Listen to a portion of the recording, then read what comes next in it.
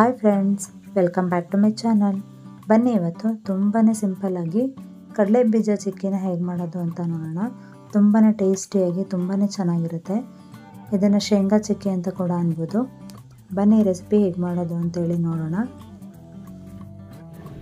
ಕಡಲೆ ಚಿಕ್ಕಿಗೆ ಬೇಕಾಗಿರೋಂಥ ಇಂಗ್ರೀಡಿಯೆಂಟ್ಸ್ನ ಇಲ್ಲಿ ಇಟ್ಕೊಂಡಿದ್ದೀನಿ ನೋಡಿ. 2 ಬೌಲಷ್ಟು ಕಡಲೆ ಬೀಜ ಅಂದರೆ ಶೇಂಗಾ ಅಂತಾರಲ್ಲ ಅದು, ಹಾಗೆ 1/4 ಬೌಲಷ್ಟು ಬೆಲ್ಲ ತೊಗೊಂಡಿದ್ದೀನಿ. ಅಂದರೆ ಬೆಲ್ಲನಾಗೆ ಪುಡಿ ಮಾಡಿ ಇಟ್ಕೊಂಡಿದ್ದೀನಿ. ನೀವು ಸ್ವೀಟ್ ಇಷ್ಟಪಡ್ತೀರಾ ಅಂತ ಹೇಳಿದ್ರೆ 1/4 ಕಪ್ ತೊಗೊಳ್ಳಿ, ಇಲ್ಲಾಂದರೆ 1.5 ಕಪ್ ಕೂಡ ಸಾಕಾಗುತ್ತೆ. ಹಾಗೆ 1 ಟೇಬಲ್ ಸ್ಪೂನ್ ಅಷ್ಟು ತುಪ್ಪ, 2 ರಿಂದ 3 ಟೇಬಲ್ ಸ್ಪೂನ್ ಅಷ್ಟು ನೀರು, ಹಾಗೆ ಸ್ವಲ್ಪ ಸೋಡಾ ಪುಡಿ ತೊಗೊಂಡಿದ್ದೀನಿ. ಬನ್ನಿ ಈ ರೆಸಿಪಿನ ಹೇಗೆ ಮಾಡೋದು ಅಂತ ನೋಡೋಣ. ಈ ಕಡಲೆ ಚಿಕ್ಕಿ ಮಾಡೋಕ್ಕೆ ನಾನಿಲ್ಲಿ ದಪ್ಪ ತಳದ ಒಂದು ಪಾತ್ರೆ ತೊಗೊಂಡಿದ್ದೀನಿ. ಸೊ ಫಸ್ಟ್ ಸ್ಟವ್ ಆನ್ ಮಾಡ್ಕೊಳ್ಳೋಣ.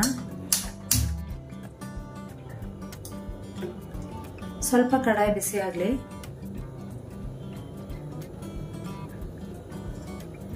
ಈಗ ಇಲ್ಲಿ 2 ಬೌಲಷ್ಟು ಶೇಂಗಾ ತಗೊಂಡಿದ್ವಲ್ಲ, ಕಡಲೆ ಬೀಜ, ಅದನ್ನ ಹಾಕೊಳ್ತೀನಿ.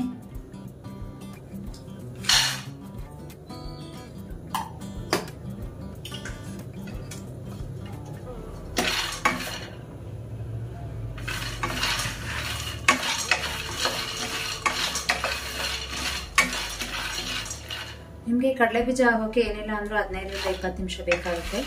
ಸೊ ಸ್ಟಾರ್ಟಿಂಗಲ್ಲಿ ನೀವು ಮೀಡಿಯಂ ಫ್ಲೇಮಲ್ಲಿ ಇಟ್ಕೊಂಡು ಒಂದು 5 ನಿಮಿಷ ಹೀಗೆ ಫ್ರೈ ಮಾಡ್ಕೊಳ್ಳಿ.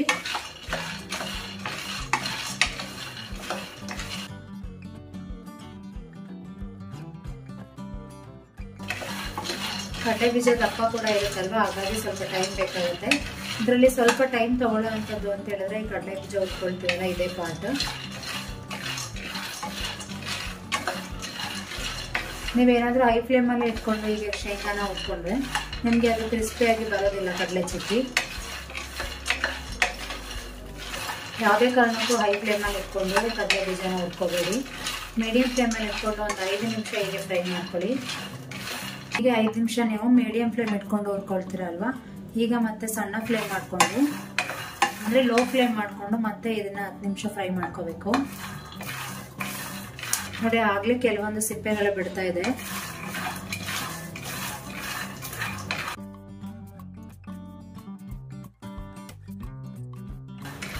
ನೋಡಿ, ಲೈಟಾಗಿ ಕಡಲೆ ಬೀಜ ಕಲರ್ ಚೇಂಜ್ ಆಗ್ತಾ ಇದೆ. ಹಾಗೆ ಕೆಲವೊಂದು ಸಿಪ್ಪೆಗಳು ಕೂಡ ಆಲ್ರೆಡಿ ಬಿಡ್ತಾ ಇದೆ ನೋಡಿ. ಇನ್ನೂ ಸ್ವಲ್ಪ ಚೆನ್ನಾಗಿ ಫ್ರೈ ಆಗಬೇಕಿದು. ನೀವು ಒಂದು ಕಡಲೆ ಬೀಜನ ಬಾಯಿಗೆ ಹಾಕೊಂಡು ನೋಡಿ, ಅದು ಕಿಚಿ ಕಿಚಿ ಅನ್ಬಾರ್ದು, ಅಂದ್ರೆ ಬಾಯಿಗೆಲ್ಲ ಅಂಟ್ಕೋಬಾರ್ದು.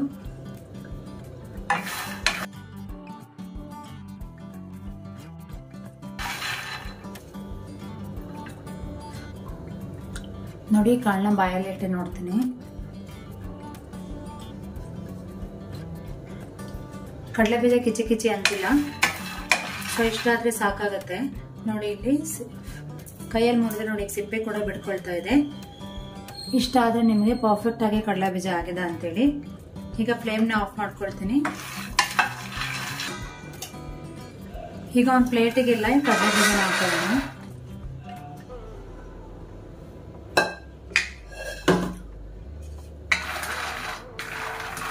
ಕಂಪ್ಲೀಟ್ ತಣ್ಣಗಾದ್ಮೇಲೆ ಸಿಪ್ಪೆನೆಲ್ಲ ಬಿಡಿಸ್ಕೊಳ್ಳೋಣ. ಈಗ ನೋಡಿ, ಕಡಲೆ ಬೀಜ ಕಂಪ್ಲೀಟ್ ತಣ್ಣಗಾಗಿದೆ. ಈಗ ಇದನ್ನ ಸಿಪ್ಪೆ ಎಲ್ಲ ಬಿಡಿಸ್ಕೊಳ್ಳೋಣ.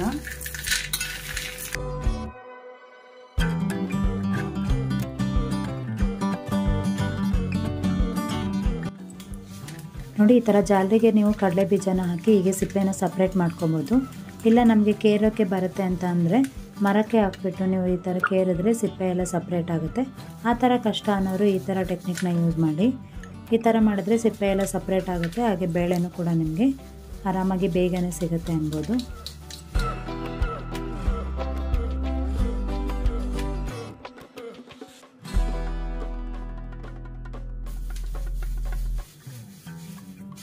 ನೋಡಿ, ಈ ಮೆಥಡಲ್ಲಿ ಮಾಡೋದ್ರಿಂದ ಸಿಪ್ಪೆ ಸಪ್ರೇಟು ಹಾಗೆ ಬೇಳೆಗಳು ಕೂಡ ಸಪ್ರೇಟ್ ಆಗುತ್ತೆ.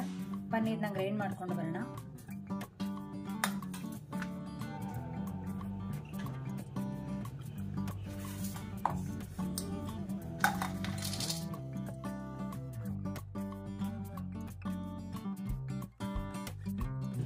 ಫುಲ್ ನೈಸ್ ಪೌಡರ್ ಮಾಡ್ಕೊಳಕ್ ಹೋಗ್ಬೇಡಿ, ಸ್ವಲ್ಪ ತರಿ ತರಿ ತರ ಮಾಡ್ಕೊಳ್ಳಿ.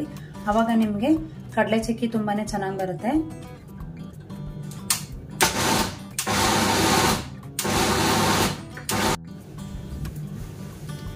ಹೀಗೆ ನೋಡಿ ನಾನು ಮೀಡಿಯಂ ಸೈಜಲ್ಲಿ ಹೀಗೆ ತರ್ತರಿಯಾಗಿ ರುಬ್ಕೊಂಡಿದ್ದೀನಿ. ಬನ್ನಿ ಈಗ ಪಾಕನ ರೆಡಿ ಮಾಡ್ಕೊಳ್ಳೋಣ.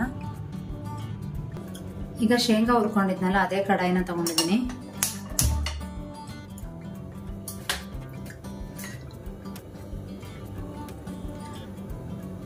ಆ ಪಾತ್ರೆಗೆ ನಾನಿಲ್ಲಿ 1/4 ಬೆಲ್ಲನ ಹಾಕೊಳ್ತೀನಿ. 1/4 ಕಪ್ ಅಷ್ಟು ಬೆಲ್ಲ, ಹಾಗೆ ಇಲ್ಲಿ 1 ಟೇಬಲ್ ಸ್ಪೂನ್ ಅಷ್ಟು ತುಪ್ಪ ಹಾಕೊಳ್ತೀನಿ. ತುಪ್ಪ ಜಸ್ಟ್ ಅದು ಶೈನಿಂಗ್ ಕೊಡೋಕ್ಕೋಸ್ಕರ ಚಿಕ್ಕಿ. ಹಾಗೆ 2 ಟೇಬಲ್ ಸ್ಪೂನ್ ಅಷ್ಟು ನೀರು ಇಟ್ಕೊಂಡಿದ್ನಲ್ಲ ಅದನ್ನ ಇದಕ್ಕೆ ಹಾಕೊಳ್ಳೋಣ. ಇದು ಪಾಕ ಬರೋವರೆಗೂ ಹೀಗೆ ಬಿಡಬೇಕು.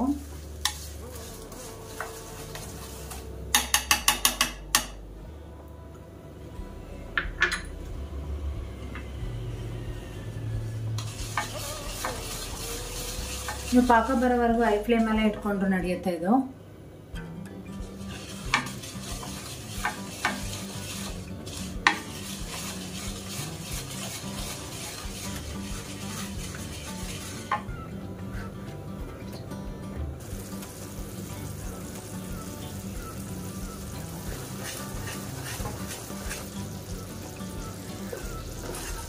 ಇಲ್ಲಿ ನೋಡಿ ನಾನು ಸ್ವಲ್ಪ ಸೋಡಾ ಪುಡಿ ಇಟ್ಕೊಂಡಿದ್ನಲ್ಲ, ಇದೇನಕ್ಕೆ ಹಾಕ್ತೀವಿ ಅಂತ ಹೇಳಿದ್ರೆ ಎಕ್ಸ್ಟ್ರಾ ಕ್ರಂಚಿನೆಸ್ಗೋಸ್ಕರ.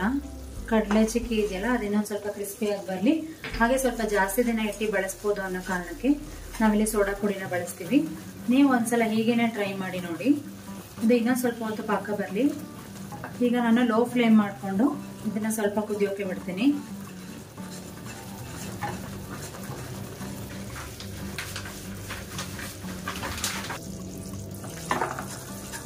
ಈಗ ಪಾಕ ಹೇಗಾಗಿದೆ ಅಂತೇಳಿ ಚೆಕ್ ಮಾಡಬೇಕು ಅಂತ ಹೇಳಿದ್ರೆ, ಅಂದರೆ ಪಾಕ ಆಗಿದೆಯಾ ಅಂತ ಚೆಕ್ ಮಾಡಬೇಕು ಅಂದರೆ ಒಂದು ಬೌಲಲ್ಲಿ ನೀರು ತಗೊಳ್ಳಿ.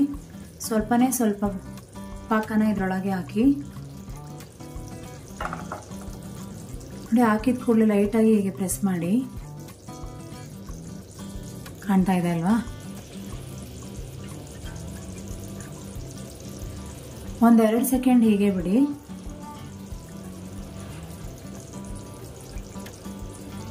ನಂತರ ಇದನ್ನ ತೆಗೀರಿ.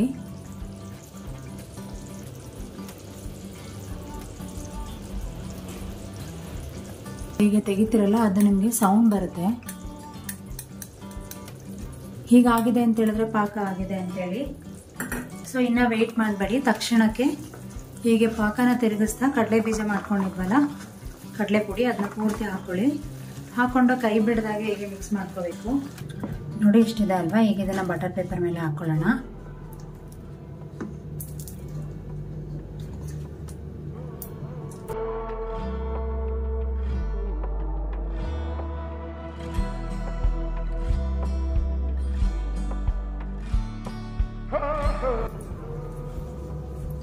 ಈಗ ಲಟ್ಟಣಿಗೆ ಸ್ವಲ್ಪ ತುಪ್ಪನ ಸವರ್ಕೊಳ್ಳಿ ನೀಟಾಗಿ, ಲೈಟಾಗಿ. ಹೀಗೆ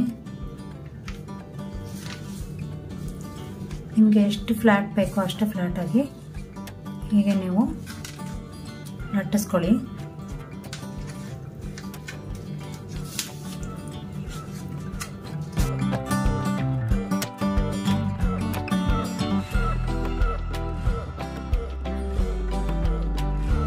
ಸೊ ಈಗಿರೋವಾಗಲೇ ನಾವು ಮಾರ್ಕ್ ಮಾಡ್ಕೋಬೇಕಾಗತ್ತೆ, ಇಲ್ಲಾಂದರೆ ಆಮೇಲೆ ಅದು ನಿಮಗೆ ಕಟ್ ಮಾಡೋಕ್ಕೆ ಬರೋದಿಲ್ಲ. ಸೊ ನಾನಿಲ್ಲಿ ಲೈಟಾಗಿ ಚಾಕುಗೂ ಅಷ್ಟೇ ಸ್ವಲ್ಪ ತುಪ್ಪನ ಸವರ್ಕೊಂಡು ಮಾರ್ಕ್ ಮಾಡ್ಕೊಳ್ತೀನಿ.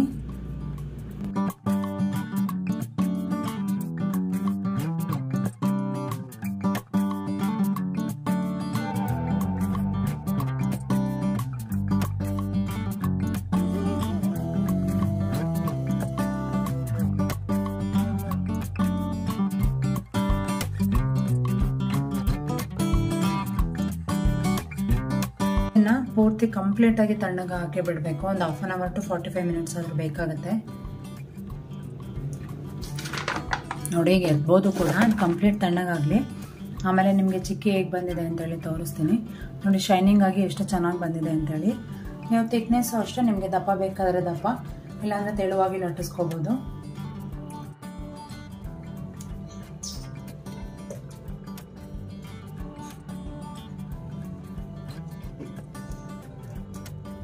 ನೋಡಿ 1 ಅವರ್ ಆಗಿದೆ ಕಡಲೆ ಚಿಕ್ಕಿ ಎಷ್ಟು ಚೆನ್ನಾಗಾಗಿದೆ ಅಂತೇಳಿ. ಸೊ ಹೀಗೆ ಬಟರ್ ಪೇಪರ್ನ ಉಲ್ಟಾ ಮಾಡ್ಕೊಳ್ಳಿ. ನೋಡಿ ಎಷ್ಟು ನೀಟಾಗಿ ಬಿಡ್ತಾ ಇದೆ ಅಂತ. ಚೂರು ಕೂಡ ನಿಮಗೆ ಬಟರ್ ಪೇಪರ್ಗೆ ಅಂಟ್ಕೊಳ್ಳೋದಿಲ್ಲ ಇದು.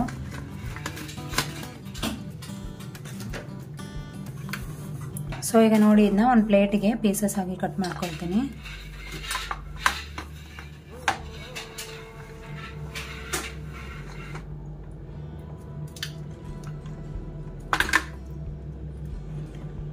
ನೋಡಿ ನಿಮಗೆ ಸೇಮ್ ಅಂಗಡಿಲೆಲ್ಲ ಇರುತ್ತಲ್ಲ ಸೇಮ್ ಅದೇ ಥರ ಚಿಕ್ಕಿ ಎಷ್ಟು ಚೆನ್ನಾಗಾಗಿದೆ ಅಂತೇಳಿ.